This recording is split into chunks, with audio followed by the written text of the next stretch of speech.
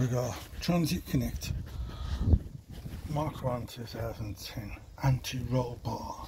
Now the anti-roll bar brushes are made a bit of a nightmare, and you need a couple of things besides good strong double jointed hands. Yes, you need your 13mm spanner, but you need another spanner to go over it, so you can lock them in.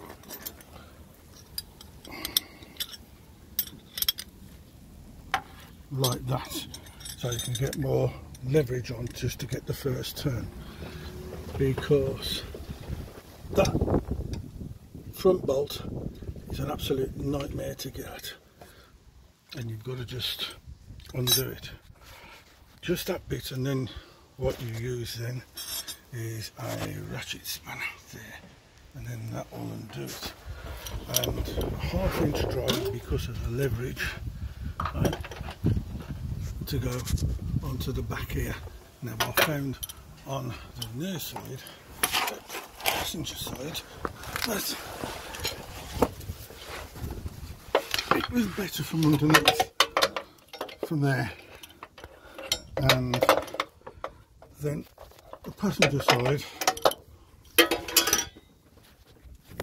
I managed to do that from the outside, and then put a ratchet spanner on, but just remove the bolts this side of the anti-roll bar. Only take this side out, but do that side so it's loose, and then you can lift the bracket up.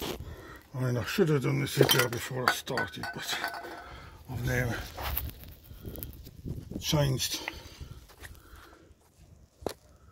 the bushes and I'm putting them in, and so now I've got to start tightening it down.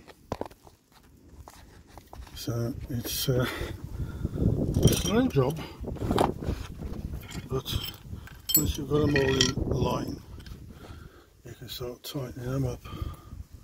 So